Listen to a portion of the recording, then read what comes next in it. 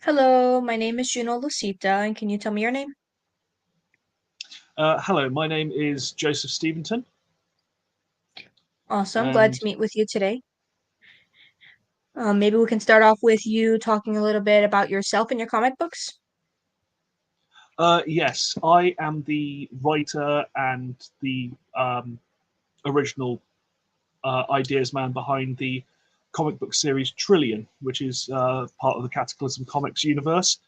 Uh, and so, yeah, I'm the lead writer with that. I've also been helping out with quite a lot of the story for the Cataclysm Comics universe as a general rule. Yeah. Awesome, and can you tell me what inspired you to become a comic book writer? Um, it's been a bit of a weird one because of the fact I've always been involved in all forms of writing fiction. I've done uh, writing it's like since I was about like 8 or 9. I started writing little stories and trying to get them involved. But it was only when I like really uh, started looking into uh, getting invested into comics when I was about 13, 14. And I think the big turning point was when I got the deluxe edition of Arkham Asylum: A Serious House on a Serious Earth by Grant Morrison, because that actually contained the script that he used in the back. And I thought, oh, I could do something like this. I'd been went to university to write plays and stuff like that. And so I just thought, oh, I could start writing comics in a very similar way to writing plays. It was a bit of a hit and miss process, but eventually I've managed to get a system down of how I like working with it. And yeah, as a result, I'm here now speaking to you. Awesome, and what does the process look like of you creating a comic book? Well, when it comes to the process of me creating a comic book, do you mean like a original comic book with a new character, or just another issue in a long running series? Either or. When it comes to an issue in the issue in a series, I usually like to think of a particular um, issue or a particular like uh, story that I think would work well, so like bringing attention to it. So, for example, um, so for example, issue 2 of Trillion looks at things like the use of like sweatshop labor and looks at like people rising up against like abusive conditions and strike action and stuff like that. And then how can I like incorporate that into like a superhero mythos kind of thing? A lot of the stuff that I write is very charged. It's very kind of uh, it's very, for want of a better term, it's very angry writing. I've got to say, where the fact that I see something, or I see a news story that's happening, or I see a particular individual in the world, and I'm like, I so I think, right, I need to get my voice out, which is weird because the fact I am probably one of the most, I am part of the demographic which probably has his voice heard the most as a white male British man, kind of. So I so I write the story and I think, okay, how does this affect then the later universe? How does this affect stuff like that? And then once I've got all that together, I usually just jot it down on a bit of paper, just break up the sections. Like, okay, so I'm going to have this number of pages for this part, this number of pages for this part, and then I start writing. Usually try and do at least a page a day, kind of get into a good routine with that, and then yeah. Um, when it comes to like entirely new characters, I like again see a particular issue that I think needs tackling or needs looking into, and I start doing research on it, and I start thinking, okay, what kind of storyline can I craft here to make something interesting and make something that people are going to enjoy and people are going to take away from.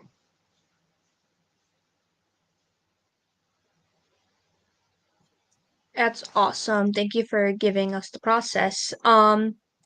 What do you think, like, when do you think that you decided to become a comic book writer? Has this always been your goal, or was there something you wanted to do before this?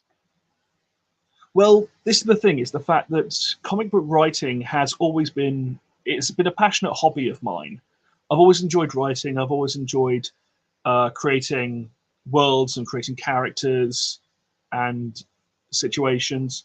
Um, when it comes to like something that I've always wanted to do, I've always wanted to tell stories. At the end of the day, I've always wanted to tell stories.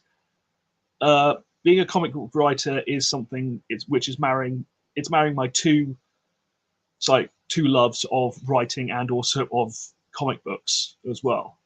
And it's always one of those parts which, as a writer, it's one of those things where it's kind of it's I find that sometimes if I'm just writing something with prose or anything like that, I tend to kind of keep hold of it a little bit. I tend to be a bit possessive of it and go, no, I don't want anybody else looking at this. I don't want anybody else messing about with this. But as a comic book writer, you naturally have to pass it off to the artist. You have to pass it off to other people. And so it's a way of almost therapeutically getting the thing that I want out there and then letting it go, kind of thing. If that makes any sense. I love that. And have you had any challenges within creating? Yes, I have had quite a few challenges. Um, there has been I have I've said when it comes to writing is the fact that for every one story that is out there, every one story that somebody has published or somebody has managed to get out for people to read, there's like 1,000 others that are just like sitting, also like lying, unable to make it, also unable to like properly be worked together into something. And so my challenge has always been the fact that that's been like something which I've always taken on, and I've always thought, actually, if a story doesn't like work out how I want it, it's I have to kind of like pull myself away from it and go, right, I can't force it. I can't try and press on and like try and write what I try and obsess over trying to get an exact thing right or an exact phrase right or an exact like scenario right. If it doesn't work, it doesn't work, and sometimes you just have to let it go. And it's hard. You put a lot of yourself in when it comes to writing. You put a lot of your own voice and a lot of your own um, passion and your own time and research and all that kind of stuff. But sometimes you have to go, it's not working out, it's not working. You have to step away. And so that's always been a challenge. And it's definitely hard to decide when it's time to actually step away from a project as well.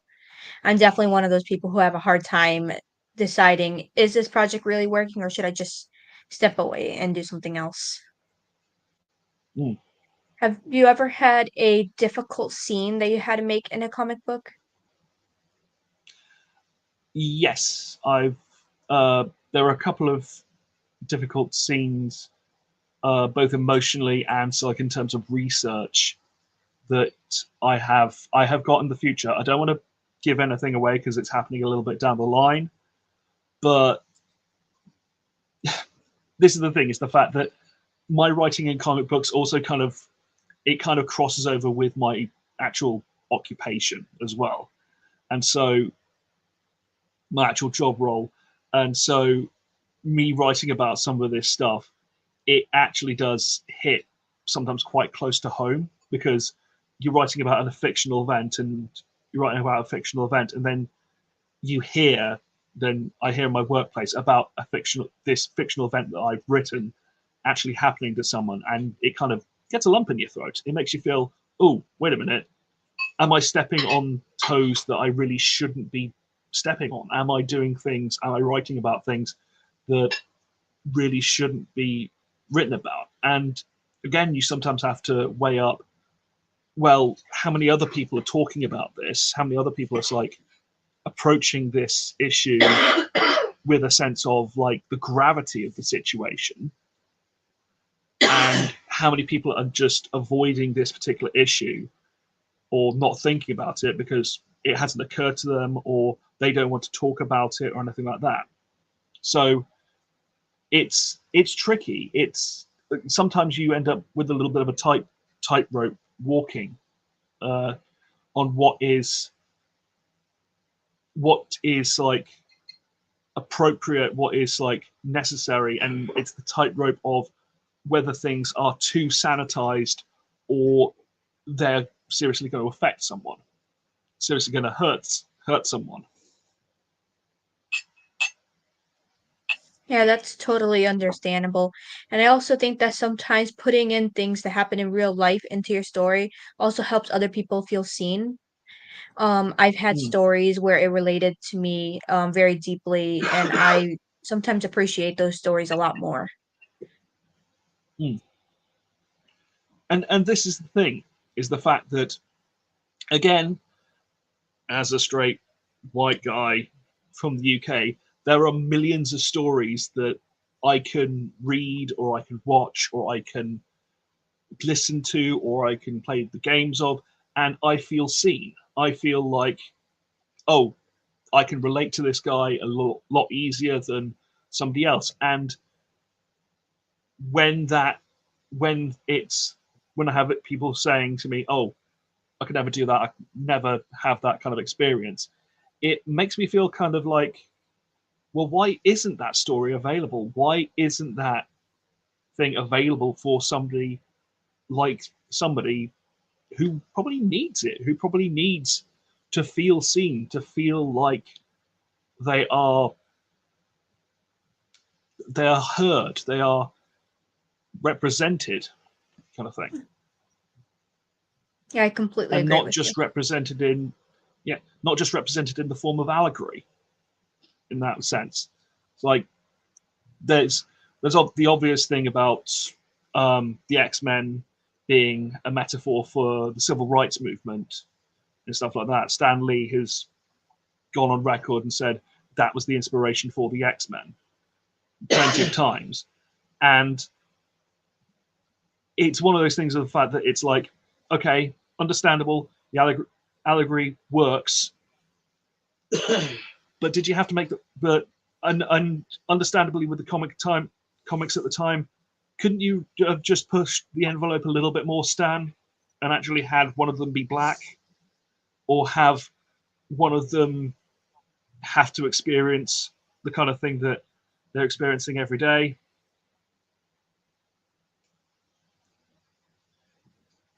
I agree. Um, what was I? Oh, and we talked about the negatives, but what is something that you enjoy the most about being a comic book writer? One of the best things I always like is the fact that when I obviously when I've got a story completed and then I hand it over to someone and they talk about, oh, this bit's really good, this bit's really fun, I really like what they've done here, I really like, it's like, and the other thing is sometimes it's when you actually get the physical comic book that you wrote a while ago and you actually get the physical comic book in your hand and you're like, yeah, it's a completed project, people are going to read this, and then you give it to someone else and they read it and they experience the same story again. Again, an example at the place of my work, a place of my work, this has actually happened this year, when we did free comic book day for Trillion. We printed off issue, I went into the went in with a bunch of um, home printed comic books with like staples on it, and because of the fact I worked in a secondary school, and it's like a basically like a high school, I just had it on my desk as a teacher, and the kids were like, "Oh, what's that, sir? What's this story then?" It's like, it's a comic book that I had a hand in making, and they like looked at it and they read it and they started asking, "Oh, where can I get more issues of this? This really fun." And I was like, "Well, you'll be able to find it here, here, here. It's not appropriate for your age, so I wouldn't go off and find it, but you can keep a copy of this." And they're like, "Oh, this is great," kind of stuff like that. And just seeing their faces and just seeing like the fact that they were feeling, "Oh, somebody made this, somebody I know made this. Maybe I can do that. Maybe I can tell a story like that. Maybe I can write something, or maybe I can get involved with the art, or maybe I can do," and actually them seeing the finished product and knowing that somebody has actually made it, it always gives that sort of, that's like almost kind of like immediate kind of, they can connect the dots and they can say, "Oh, so you did this, but the finished product is here. Maybe I can do the same." It almost gives it a sense of like you're passing the torch on a little bit. I completely understand that feeling. I believe there's actually a motion name for that. But it definitely feels really good, and especially to see somebody enjoying your work, that just gives you a Mm, positive feeling. yeah, Um, have you ever dealt with a creative or writing block? yeah. It's a part of the job as much as anything. It's one of those situations where sometimes when you're when you're writing and you're like getting stuck on a very particular part where you're just like, how can I phrase this? How can I look at this? How can I, like, there was one particular scene, there's one particular character. Again, I'm not gonna not gonna say anything because of the fact that's a little bit later and coming up later. But there's a particular character in Trillion who I had I had the most difficulty trying to get their voice across and their voice across. And I started thinking about, okay, and so I walked away from my computer for a bit and I just spent some time probably going over the character. I think one of the best things that I do is sometimes I'm no I'm no professional artist, but sometimes I just sketch out the character. And once I get this like an idea of what the character looks like, I can then start applying, okay, what kind of personality do they have? What kind of like thing do they want to do? What's their goals and stuff like that? I'll just go back to mind mapping and start going, okay, this is a thing that's important to them. This is a thing that links with them with this character and stuff like that. So sometimes sometimes stepping away sometimes stepping away is not a bad thing, and sometimes just going out and clearing your head kind of thing. Like for me, it's like sitting down playing a little bit of Elden Ring or Dark Souls helped me massively when it came to uh, quite a few bits of quite a few bits because you get the frustration out. You get the frustration out in a different form, kind of thing. So yeah, sometimes you just have to separate yourself from your writing and then come back to it when you are in a better headspace.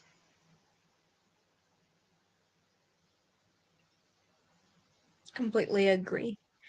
And what has been your favorite comic book that you have written so far? This is the thing: is the fact that favorite. Do you mean comic books that have had been published and have the art all completed for it, or do you mean ones that are still like Word documents on my PC, still scripts on my Either PC? works. Just whatever you have the most fun writing. The one which I had the most fun writing starting off was, and it's going to sound cliche, it was Trillion issue one because it was really about establishing the character and kind of like getting an idea about what her central conflict was, and just having fun with some of the writing, some of the dialogue, trying to get how she approaches situations. And it was like completely blank canvas, kind of like, what can I get away with? What can I have fun with? Could I get away with? Am I going to get away with swearing? Am I going to get away with, it's like someone's head being punched off? Am I going to get away with? It's like making some of the bad guys sympathetic and one of the bad guys being an absolute complete piece of garbage. And it's immensely freeing when you kind of have a blank canvas kind of thing and you have carte blanche to do what you want. Um, in terms of comic books that I have written, I always have a soft spot for one of the first comic books that I wrote, which was it went under the title of Rogues or Liverpool's Vilest, and it was basically almost kind of like a sitcom between four supervillains who lived in a little house in Liverpool, and they went off and did all the sort of very classic kind of like, oh, we're going off robbing a bank, and oh, we're going off and doing the very, very kind of like, it was very much inspired by Venture Bros, the Venture Brothers, and stuff like that, where it's like good guys and bad guys. They very much played a role. They all went to the pub afterwards and it's like ended up getting drunk. But you had a couple of groups of people who actually were taking this stuff seriously, kind of thing. And yeah, I had fun, immense fun writing that and rereading it as well. I can see like the passion and where I was in my life at that time. I was just come out of university. I had just gotten my first job. I was like standing on my own 2 feet, had my own like was part of a house with a bunch of roommates and stuff like that. And I very much was like, you can like see when I can see when reading through it again the kind of mindset I was in.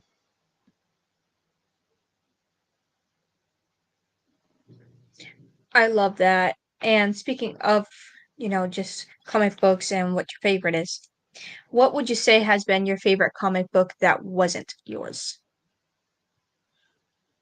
I have This is the thing, is the fact that I have a whole bunch of different comic books that I really enjoy.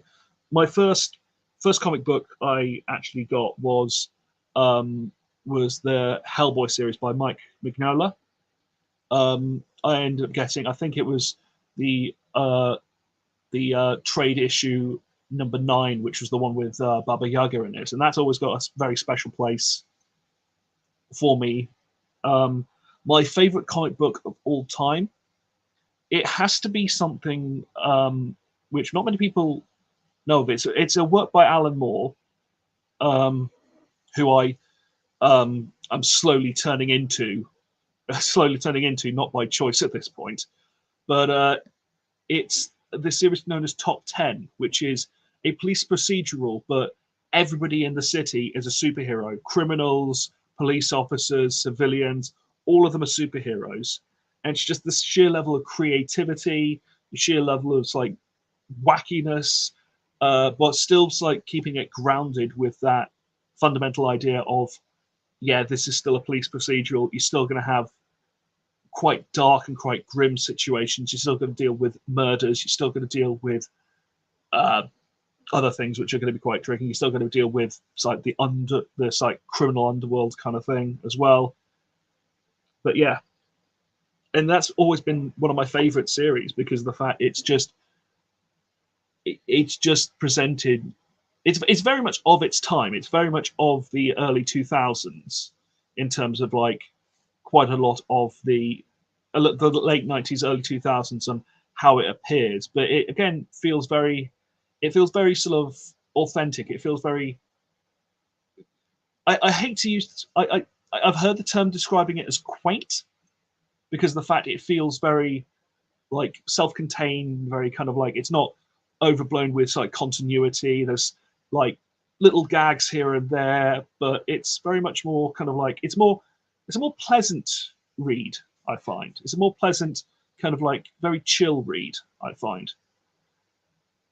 But that's always been one of my favorite comic books. Sounds like a very fun comic book to read. Oh, Yep. h- how do you ensure your stories remain original? Like, what makes it unique, your stories? Well, each of my stories come from. Unfortunately, I am. It's one of those things where I am addicted to the news cycle. Unfortunately, I'm addicted to the news cycle, and it's like seeing all the stuff that's happening in the world, and again, part of my job, I see so like some of the stuff how it affects people as well, and I just each time there's like in quite a lot of the like issues of Trillion, there's an undercurrent again of not of anger, not kind of like in a negative way, but of very much of the fact that this issue needs to be talked about, this issue needs to be discussed.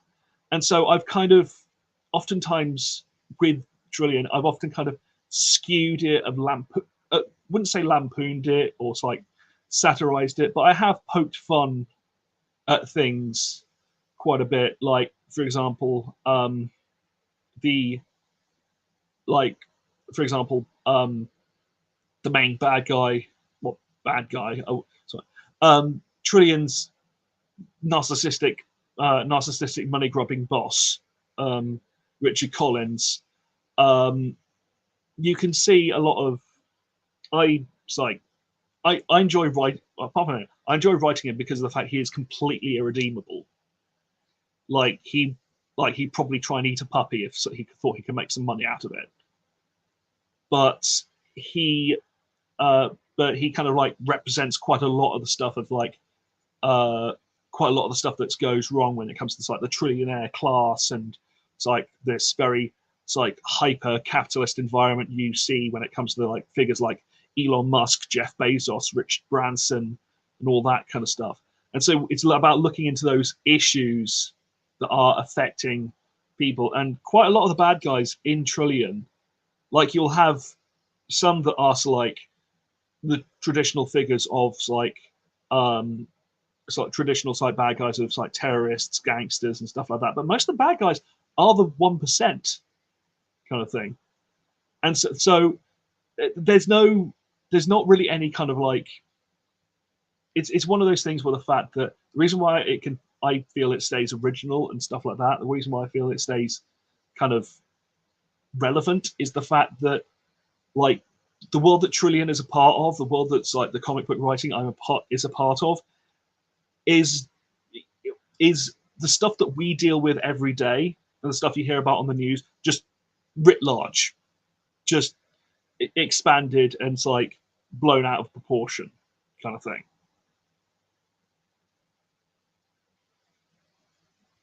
That makes a lot of sense. Seems very interesting as a topic. Yeah, because our world isn't the greatest. So I get why somebody could have all those feelings. Have you ever been inspired by others' work in your own?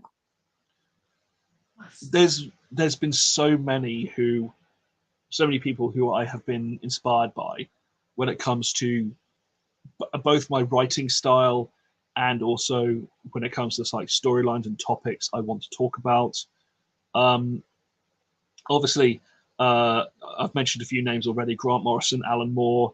Um, I can mention other ones. So uh, mention other ones, but yeah, uh, so many writers have inspired me, and not just like writers of comic books as well, but also writers of it's like just fiction in general, because of the fact then you like once you get into like actually looking into how much effort people have put into when it comes to writing. So, for example, obviously you've got people like Terry Pratchett is one of the big inspirations for me because of the fact he put he has a very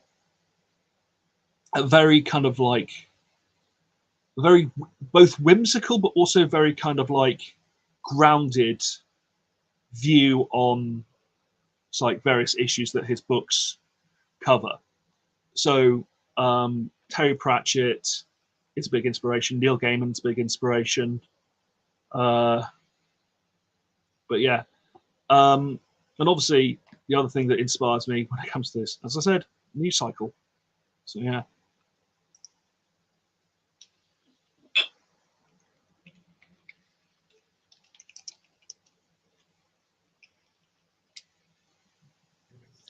Oh, and one more inspiration I've got to say again is, and this is what I forgot her name, and it's really annoying because the fact I have a signed copy of one of her books up on my shelf, and it's Gail Simone, because I had a signed copy of Welcome to Tranquility up on my bookshelf, and I was just, the name just blanked in my head.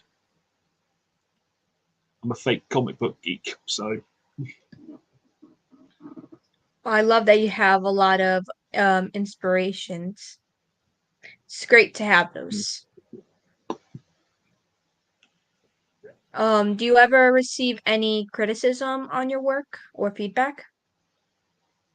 yeah, all the time, and I accept it, and I accept it with good grace, because at the end of the day, it's one of those things. My my lovely wife is sometimes both my harshest critic and also the one who reins me in and makes sure that the stuff that I'm producing actually is viable and actually works.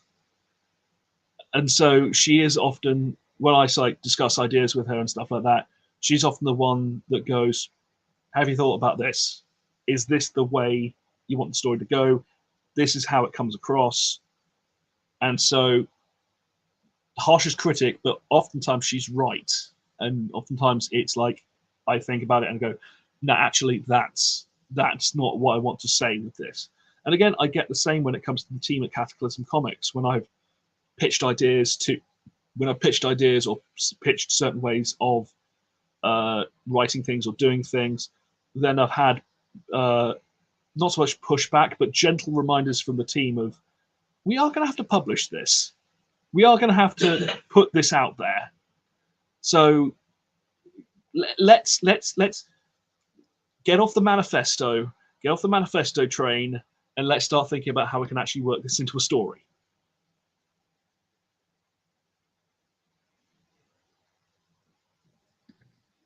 Yeah, that's great. Sometimes criticism feels bad, but it's not always a bad thing because it also helps you like grow.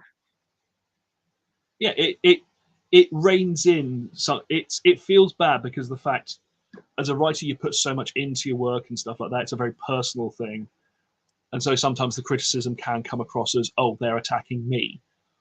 But at the same time, I'm more like to think of it as the fact that criticism is safeguarding you from your worst impulses.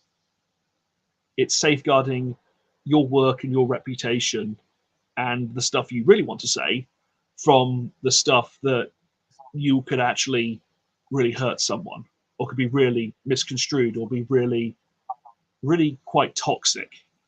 And so sometimes criticism is actually, I would say, criticism is actually one of the most important things you need as a writer in order to improve. I agree, and that is some great advice there, I believe, as well. Do you have any tools that you use when you're creating comic books? When it comes to creating comic books, when it comes to creating comic books, my tools are basically, for actually writing it, it's just a Word document and then just Word document, screen, and a keyboard. When it comes to creating ideas and plot lines and stuff like that, I just take in the world around me. I start thinking, oh, this could be fun, and then I start sometimes just draw a couple of ideas down. Start thinking, oh, this could be a fun character. This could be something which works well. Maybe I could get away with maybe this maybe this storyline would be fun to do. Maybe I could uh, do a storyline which involves a storyline which involves a old Nazi scientist being with his head in a jar being held aloft by a gibbon, kind of thing, and just seeing how that works and stuff like that. And sometimes just going, okay, so this is an idea. How can we make it just a little bit ridiculous? How can we make it just a little bit ridiculous? Like the Nazi scientist with his head in the jar being held aloft by a gibbon. It's like inherently that's really silly, but also it's kind of fun. As it's kind of a fun kind of like idea to mock kind of thing.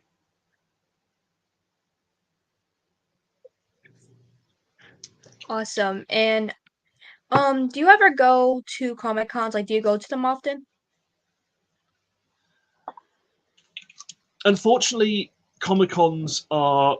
It's one of those things where the fact that I would love to go to more, but I am sort of. I'm very much held back by two things. One is one is uh, always the fact that I will always see cool things down and be like, oh, I want to spend money on it, and then I'm like, can't make the rent for this week, or I can't make, or and so that's always one problem. It's what I like to call the Costco problem, where the fact you go in, you see all this cool stuff, and you've ended up spending about it's like £400 by the end of it, and you're like, how did that happen? And the other thing is, unfortunately, location for me. Um, Britain does have quite a few Comic Cons around, but the one which is local to me and the one I can easily get to is quite small scale. It's a good con. I've been to it a couple of times, but not nearly as much as I would have wanted to. I get that. I once spent like $2,000 at a Comic Con, so I totally understand all that. It was not fun afterwards. Do you use social media to promote your comics? Not really social media when it comes to that. Uh, I'm mainly, unfortunately, I'm very much kind of, I'm very like, I don't really have that much in the way of social media. The most I have really is Facebook, and it's one of those things where it's the fact that most of the time that is just like sometimes I will promote my comic books on there and stuff like that, but generally speaking, that's it.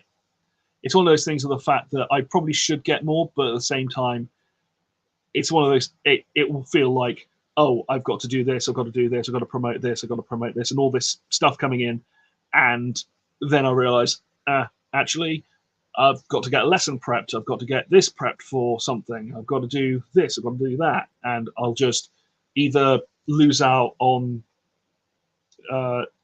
things, lose out on like promotion stuff, or I'll just get sucked into it, and I'm just like, oh my god, what's happening with all of this kind of stuff? Get it? It just gets a little bit a lot, right? Mm, Overwhelming yeah. sometimes. It's understandable.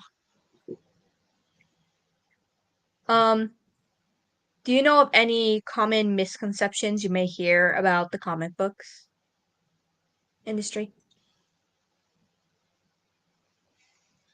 Um, One of the common misconceptions that I hear about the comic book industry, it's one of those things for the fact that is the fact that you have to have like it's all about the continuity. It's all about the big two. It's all about Marvel and DC. And whilst the fact the two of them have this is the thing, is the fact that the two of them have obviously earned their title as the big two and have got so much when it comes to like good storylines and also really naff storylines as well. But it's not all about those two. Like there's it's not just Western comics and uh, manga as well. There's also like a whole lot of comics from you can look at like comics from like France and Belgium. So for example, Asterix and Tintin, for example, the Moomins from Finland as well. And becoming it's one of those things where the fact that it feels people think, oh, it's just US or Japan. But actually, you start realizing actually there's a lot more out there than you initially think. So like, there's comic books coming out of Mexico, out of Argentina, out of India, and stuff like that. And it's not just the big two. They are like it's a burgeoning industry. It's and in some cases, storylines and stories have been existing in the like comic book format for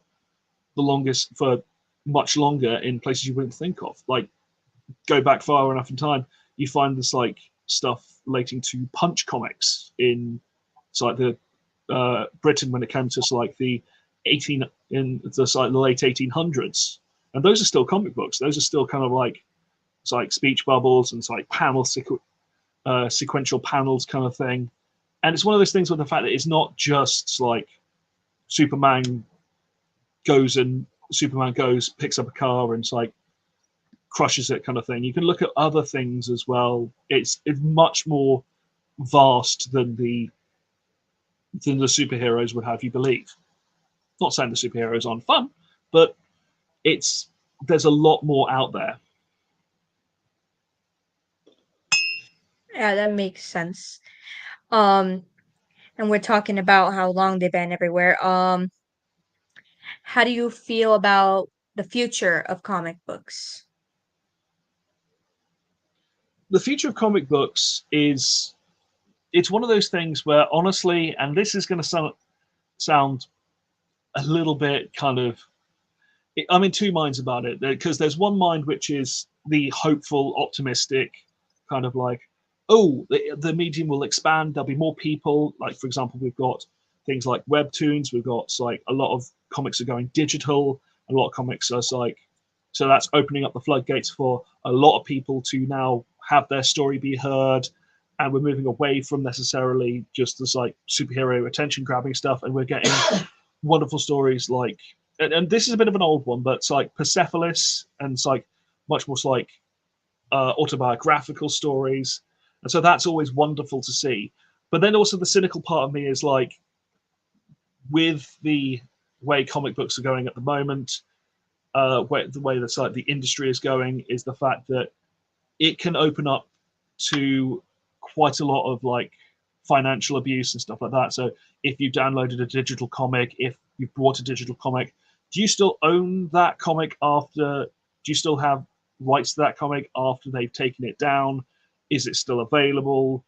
If Webtoons or Tapas was to shut down entirely, would all that content be lost or what have you? And so it's one of those ones. And also, obviously, with the massive boom when it comes to the comic book industry, when it comes to movies, TV shows, and all that kind of stuff, which has very recently kicked off, is that giving people who are further down the rung, just starting out, is that giving them the opportunity to actually get the stories that they want to be told? Because like back in the 80s, back in the like 70s, you could like go in to Marvel or DC and say, right, I've got this story for this character. This is what I think we can do with it. And as long as you pitch a script, that's absolutely fine. But now you've got a whole load of stuff, a whole load of investors going, oh, this isn't going to be good. This isn't going to be good. We need you to do this, this, and this, and this, rather than letting the story flow organically. It's very much sometimes feels very much designed by committee kind of thing, or designed by whatever makes the most money kind of thing. Yeah, I haven't heard it from that perspective. That definitely is very interesting though to think about. Um Mm. we are down to our last two questions now. Mm-hmm. Lovely. So, the next question is, what advice can you give to aspiring comic book writers? The best advice I can give is look at the world around you.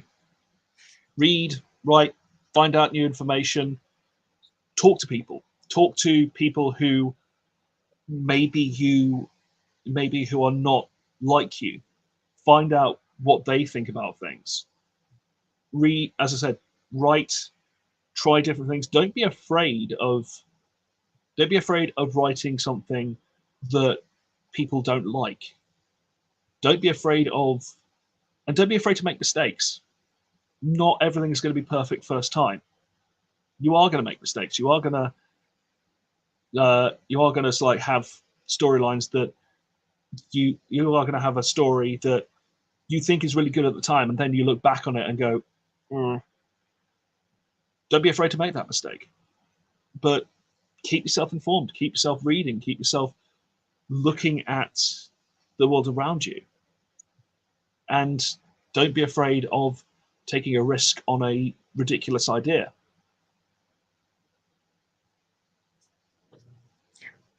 I love it. Thank you for that advice. And the last question is, where can we find your comics? You can find my comics at Cataclysm Comics main website. Uh, it'll be promoted up through Facebook and all that kind of stuff.